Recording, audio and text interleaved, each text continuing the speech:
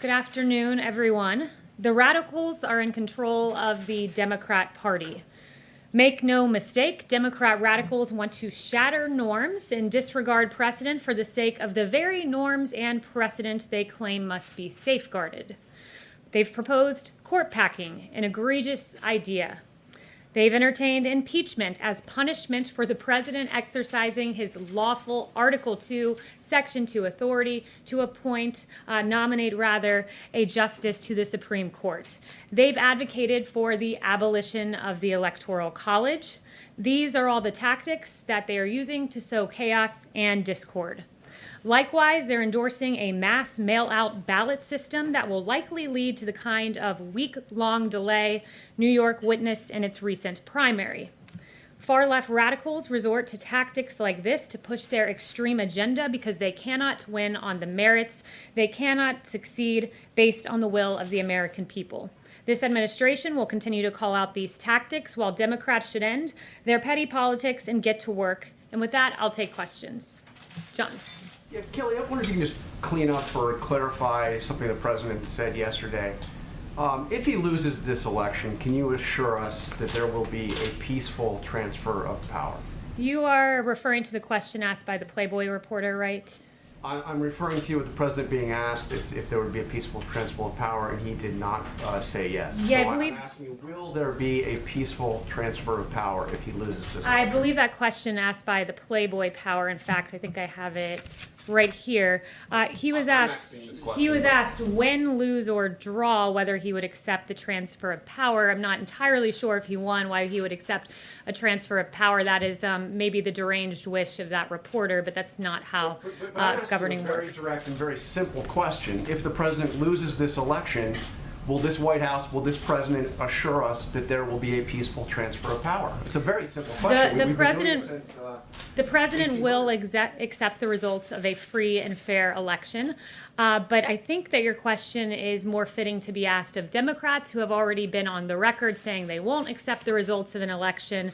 In fact, I have several of them here for you. South Carolina Democrat Jim Clyburn has said that Trump is not going to win fairly. Senator Barbara Boxer has said that the only way Trump will win is to steal it. That's according to Democrat Senator Barbara Boxer. The Washington Post has noted, they have a headline, Democrats may not trust the results of the election if Trump wins. And then you have that beautiful quote from Hillary Clinton that Joe Biden should not concede under any circumstance. So I think your fitting is a fitting question for Democrats. Yes. Kayleigh, just to understand this clearly, are the results legitimate only if the president wins? The president will accept the results of a free and fair election. He will accept the will of the American people. So for clarity, if he loses and it's free and fair, he will accept it? I've answered your question. He will accept the results of a free and fair election. Let me ask you about Breonna Taylor, if I can, right now. First of all, just a little housekeeping. Has the president spoken to the family of Breonna Taylor? I'm not aware of any conversation that they've had, but our hearts do go out to her family. Has the president spoken to the officers who were shot last night in Louisville? I'm not aware of any conversations. So the president spoke to the officers who were shot in Los Angeles, but to this point, there's no indication the president at any point over the last several months has spoken to the family of Breonna Taylor. I guess why not? The president routinely speaks to victims of horrendous tragedies. I've been here when he's met with the parents who lost their children to instances of police brutality. It was a really beautiful meeting, and the president consoled them. He's talked to the widows who've lost their husbands to police officers. He's spoken to widows of fallen soldiers. He routinely reaches out to victims of all kinds of atrocities, and he'll continue to do that. What is the president's message to the family of Breonna? I heard what you say, that we grieve for them, but what is the president's message to the family of Breonna Taylor that does not believe they received justice? That our hearts go out to her. It was a horrible tragedy that happened, and that our hearts also are with the two police officers who were shot last night in the Louisville riots. When you say our, you mean the White House, including the president? Yes, I speak on behalf of the president. Yes. His thoughts, go ahead. I am the president's spokesperson. I speak on his behalf, Peter. In fact, one of the aides just said that the Ben, president was his go own ahead. spokesperson. which is why I asked. But go Ben. ahead. So, Kayleigh, yesterday when the president said, get rid of the ballots, there won't be a transfer, frankly, there'll be a continuation. Which particular ballots is he talking about wanting to get rid of, and why does he think that would help him get elected? The president wants to get rid of mass mail-out voting, and that's not because he said clearly that that could go either way. It could damage either candidate's chances because it's a system that's subject to fraud. In fact, in the last 24 hours, police in Greenville, Wisconsin, found mail in a ditch, and it included absentee ballots. And also, I can confirm for you that Trump ballots, ballots for the president, were found in Pennsylvania, and I believe you should be getting more information on that shortly. Here in the last 24 hours, they were found cast aside. So why in the past hour did the president tweet out, vote by mail ballots in my home state of Florida begin going out today, make sure to request yours, fill it out, and send it in? The president has always made the distinction that absentee ballots, where you go through a process where you request a ballot and you mail that in, that is a system that works, but a system where you mass mail out to voter rolls, which are not kept and maintained, where in Los Angeles County, for instance, you have 120% of the county enrolled, that system is untenable. It doesn't work. It leads to what we saw in Nevada, where there were ballots languishing in trash cans and pinned to apartment boards. Okay, and finally, today FBI Director Wray testified on the Hill that he has not seen historically any kind of coordinated national voter fraud effort in a major election, whether it's by mail or otherwise. So if the president's own FBI director says this isn't a problem, why does the president keep saying it is? Well, as Attorney General Barr has said, we've never had an election where we've done mass mail-out voting like this before. I would point you to a bipartisan study done by none other than Jimmy Carter, who said that these mail-in votes remain the largest source of potential fraud. And he even cited an example of a 1997 Miami mayor election that resulted in 36 arrests for absentee ballot fraud. That election had to be rerun and the results were reversed. That is an example from 1997, but there are many others like Patterson, New Jersey, where 4 men were charged with voting fraud recently. 4 more men were charged in California, and there's a ton of examples. I could get you an encyclopedia of fraudulent examples we've had. These ballots are going out. If the president does win, will he still think it was rigged and fraudulent? I've already answered this question. Yes.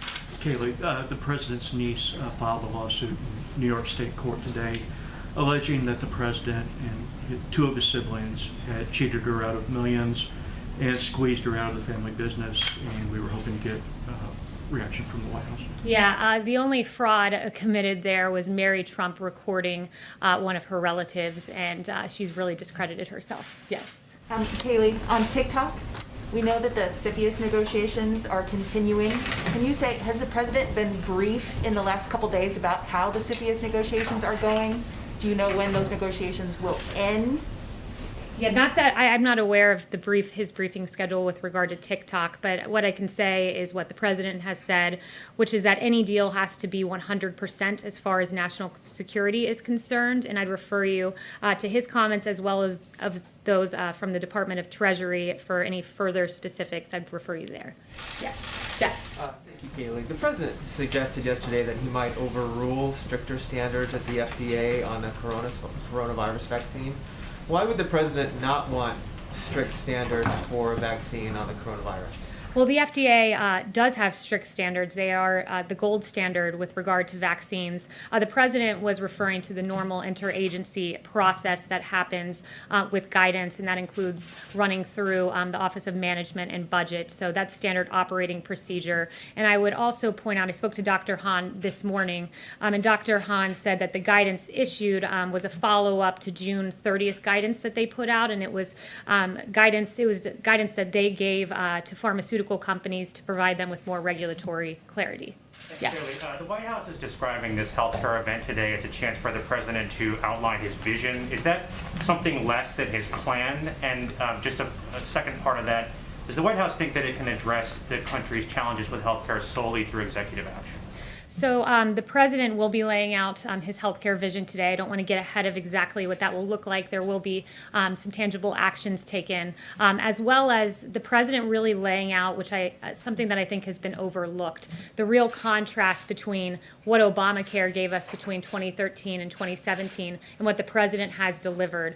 And I think we have a graphic to that effect. I'm not sure if they were able to put it together in time. But with Obamacare, it is a fact that from 2013 to 2017, premiums in this country went up. In fact, they went up by 105% on the individual market. And you contrast that with President Trump, what he's managed to do by rolling back a lot of Obamacare. And we've seen premiums on the individual market go down. Same for Medicare Part D and Medicare Advantage, the polar opposite of what happened with Obamacare, where those premiums went up. So premiums have come down under this president. Drug prices have come down under President Obama. Drug prices were up 15%.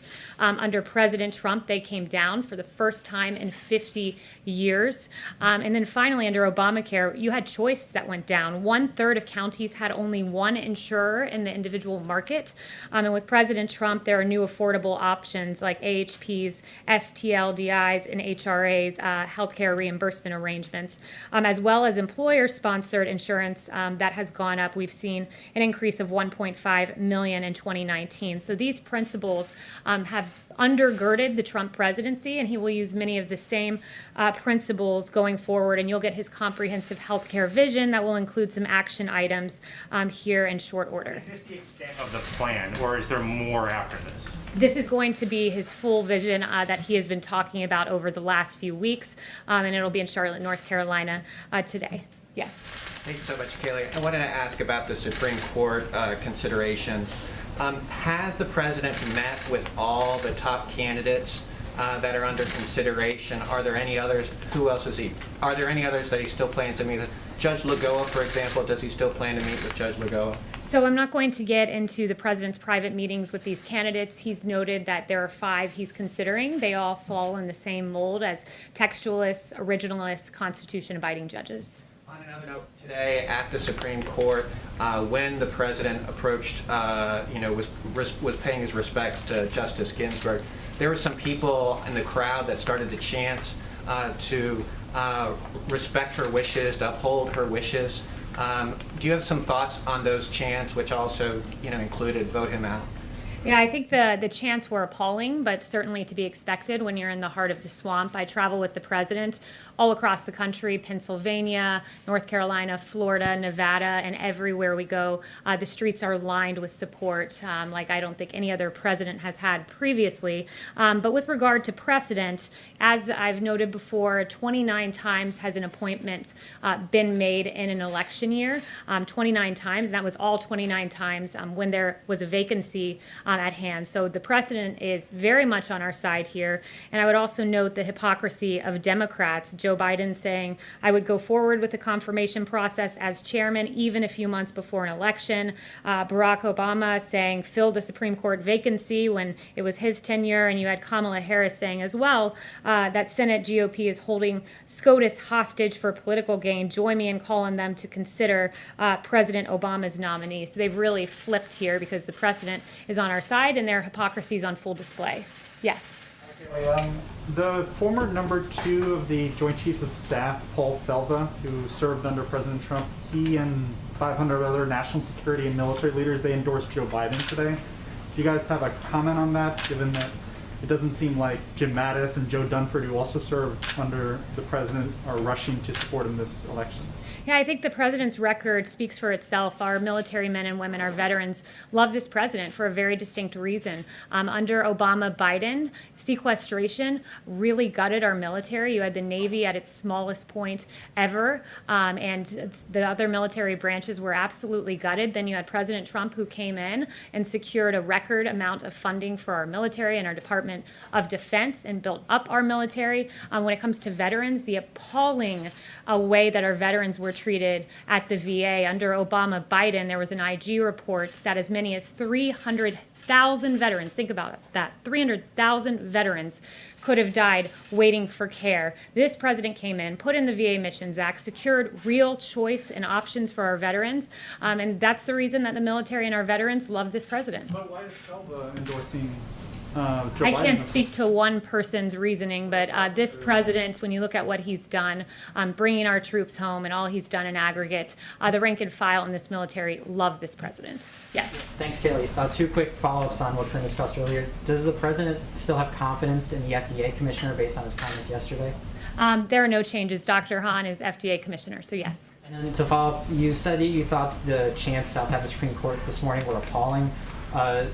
is there any issue with people peaceably demonstrating and chanting at the president? No, of course, everyone has a First Amendment in this country, but I thought it was an appalling and disrespectful thing to do as the president honored Justice Ginsburg. Yes. What was the emergency call the president left yesterday's briefing to take? I'm not going to get into a readout of the president's calls, but he regularly takes very important phone calls. Yes. Deborah. Kayleigh, what is the likelihood that Sudan will be the next country to recognize Israel? And are there any new developments that you're expecting after the Emirates and Bahrain recognized Israel? So the president has noted that there are several other countries that want to make agreements of this sort. I won't confirm exactly which country will be next, but rest assured the world has looked at what this president did. Historic agreements between the UAE and Israel and Bahrain, and you see deals like you haven't seen in a quarter of a century. It was 26 years between the second and the third deal, in just 29 days between the third and the fourth. This president's the only president to have overseen the normalization of relations between Israel and two Middle East countries. To have two on his watch is a really big deal, and no wonder two Nobel Peace Prize nominations as well. Yes, Louis. Yeah, thank you. What's the status of coronavirus vaccination this year? Do you expect this to be available before Christmas?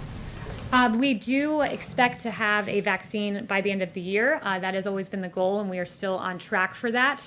It's very important that what the president has done with regard to commercial level manufacturing. As Dr. Salawi told me, the fact that you have scaled up to manufacture these vaccines in advance is something that this president has done, because he's a businessman and thinks through exactly how to get a safe and effective vaccine delivered at record speed, and part of that has entailed manufacturing in advance. And to do this, it normally takes years to scale up to commercial level production, but this president has done it in just a few short months. And if we have this vaccine by the end of the year, it will be the fastest pace for a vaccine for a novel pathogen in history. Yes. Thank you, Kayleigh. I wanted to go back to mail-in voting for just a bit. Right now, 5 states conduct elections entirely by mail-in prior to the pandemic, with no cases or no major cases of fraud. Does that success not give the president confidence in mail-in voting? So those states have had time and a history of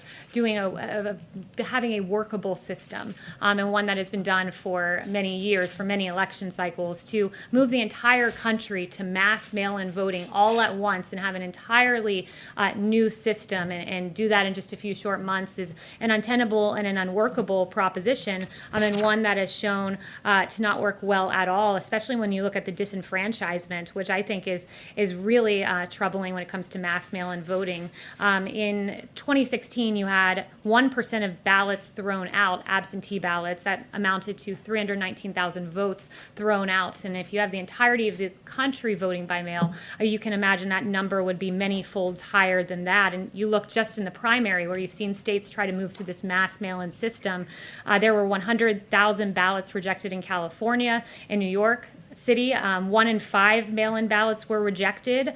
And as a former DOJ voting rights official said, it's nuts. That is just way too high when 1 in 5 voters, because of mass mail-in voting, have their ballots thrown out. You said it's the Yes. whole country, obviously it's only Chanel. states, though, right? Thank you, Kayleigh. Yesterday, the Senate released an 87-page report on Hunter Biden and Joe Biden's dealings across the board with Ukraine and with Russia. Specifically, it showed Hunter Biden supporting Russian prostitution, human trafficking, and receiving $3.5 million from Moscow. The question to you is, does the White House have any intention of helping the DOJ should an investigation be opened up on the Bidens? And number 2, do you have a response to Rudy Giuliani yesterday telling us that this should immediately disqualify Joe Biden from his candidacy? Yeah, that was a very troubling report. I'll leave it to the DOJ as to how they move forward. But I mean, I think this New York Post cover says it all. I heard so much about Russia collusion, but it appears the only collusion going on was between Hunter Biden, as he accepted $3.5 million from the wife of the Moscow mayor. Very troubling indeed. And in addition to that, Ukraine money as well. And it's good that the Senate looked into that. But finally, I would like to note the situation in Louisville, Kentucky last night. There were reports of vandalism. There were nearly 100 arrests, and the Trump administration urges calm and reminds those who wish to have their voices heard to do so peacefully. You have a right to peaceful protest as outlined in the First Amendment. And the Attorney General Daniel Cameron said, if we simply act on emotion or outrage, there is no justice. Mob justice is not justice. Justice sought by violence is not justice. It just becomes revenge. And you contrast his message with that of CNN's Breonna Keeler, who said, I question the judgment of the Kentucky Attorney General saying that mob justice is not justice. We know that this is very loaded language. That's an appalling statement from Breonna Keeler at CNN. And what is outrageous about this take is that mob justice is not justice. Hours later, after this comment was made on CNN, 2 police officers were shot. This is not justice. This has nothing to do with politics. It has everything to do with the value of human life and the safety and security of our American cities. And across the country, we've seen our police officers come under fire in the line of duty. In Los Angeles, there was an ambush attempt on 2 police officers. In Phoenix, a U.S. Marshal was ambushed and shot outside a federal courthouse. In Linwood, California, a suspect approached a patrol car and fired a handgun into the passenger side window.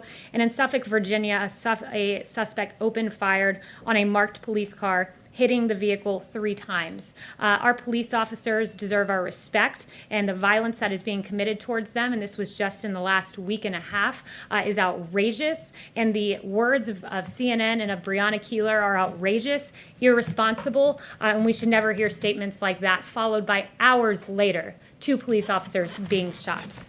Kayleigh, what is the